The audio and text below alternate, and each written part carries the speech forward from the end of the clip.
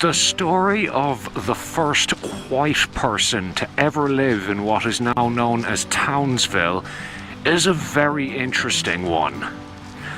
In the early 18th century and late 17th century, British ships had sailed up the coast. Obviously, James Cook famously sailed past here on the Endeavour voyage, which is when Europeans discovered Australia, and he did come past here. In fact, that's how Magnetic Island off the coast gets its name. When Cook sailed past it, there were some peculiar anomalies noticed in his compass as he went by. At the time, they believed that Magnetic Island had some sort of weird magnetic properties that were interfering with their compasses. Later tests have proven that not to be true. But no one really stopped here. At least not until 1845 or thereabouts, when a young British man by the name of James Morrell found himself living here. Wasn't entirely by choice though.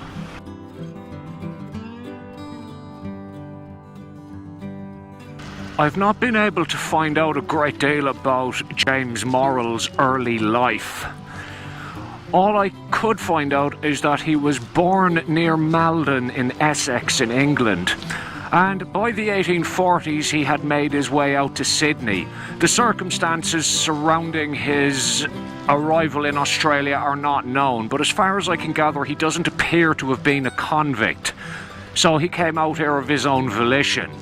What is known is that old mate James had gotten a job on a merchant ship by the name of the Peruvian. I have no idea why it was called the Peruvian. We're not exactly near Peru here. Anyway, in 1845 it left Sydney Harbour en route to China. And when they were going past Townsville, stuff got a little bit interesting for James and his shipmates. The Peruvian met an unfortunate end at a place called Minerva Shoal just off the coast here. At least it's believed that that's where it ran aground. The ship went down, resulting in the death of numerous people that were on it. However, many of them did manage to survive the original sinking by getting onto life rafts. And the life raft that James Morrell was on was adrift for 46 days. It was within sight of the coast on numerous occasions. However, currents and unfavourable tides always managed to keep them away from shore. By all accounts, James was a bit of a hero. He caught fish, he caught sharks, and did his utmost to keep everyone alive. James was only in his early 20s at the time, and by all accounts, James was an absolute unit. After about 46 days at sea, only 4 people were left alive.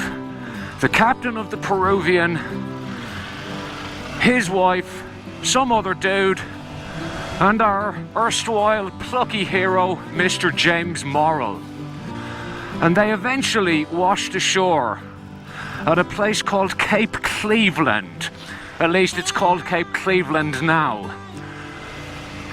And Cape Cleveland is just going to be visible here. I would actually ride out to it, except it's not accessible by road. You can only get there via boat or via a very long hike.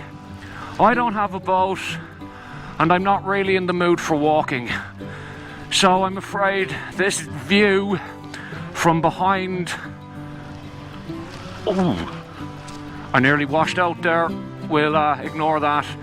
This view with the port in front of it is going to have to do ye.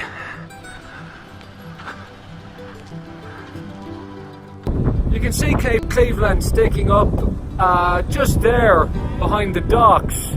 It's pretty hard to get to, as I said. You need a boat, which I don't have. Hey, skid pig, hit me up, mate.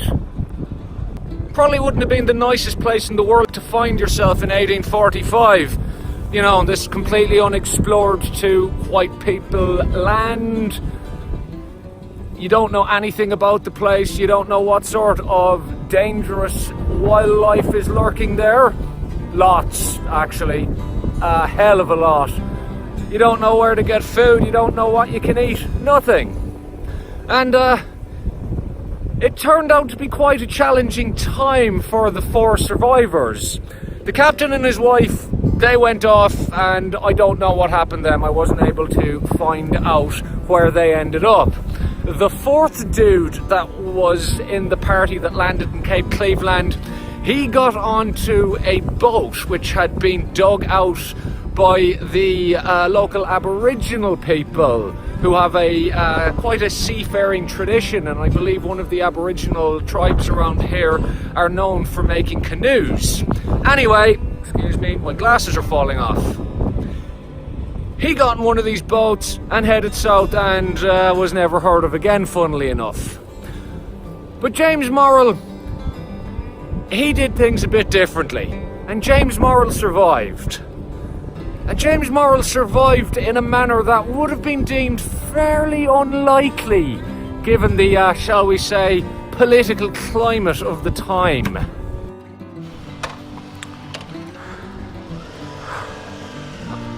Morrell somehow found his way to the local Aboriginal tribe, the Bindal people, and they took him in. And for the next 17 years, James lived with them and basically lived as one of them. The whole time in the Townsville area, living with the tribe of Aboriginals. That was a big deal back then, given the, shall we say, rather poor treatment of the native Australians back in those days. It's amazing that A, Morrell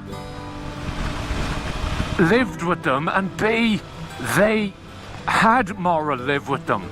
But by all accounts, he was effectively one of the tribe for 17 years.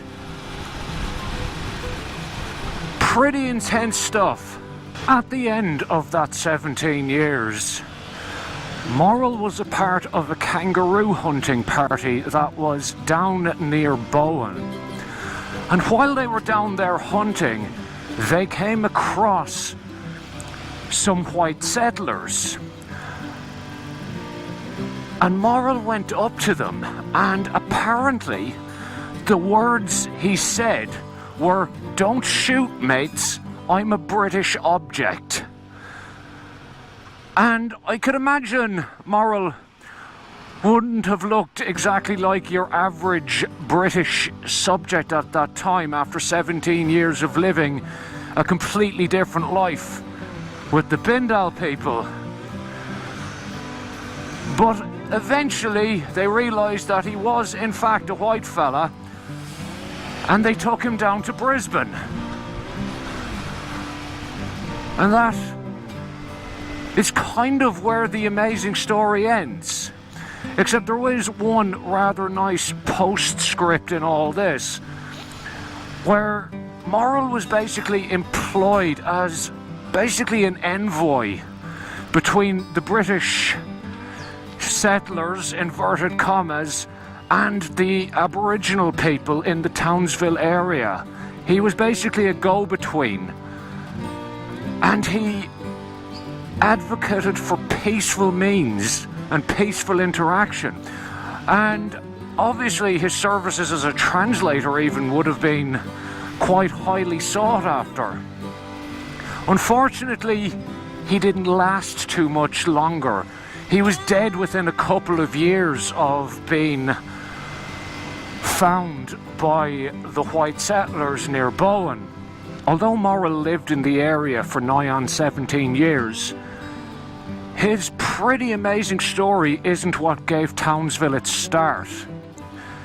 That happened in 1865, when a man named Robert Towns decided that Townsville would be a suitable location for a cotton plantation. The American Civil War was on at that time, and obviously there was, how do I put this, a pretty goddamn large labour dispute regarding the production of cotton, and as a result the supply to the rest of the world had dwindled quite significantly. So they were investigating Townsville as a potential site for cotton farms. But that's a story for another day. And unfortunately, the man who did get Townsville named after him, Robert Towns, he wasn't anywhere near as nice a dude as Morrell was. But we'll get to that another time. Anyway, I hope you enjoyed this little bit of history about a random city in northern Queensland. I'll talk to you all again soon. Good luck.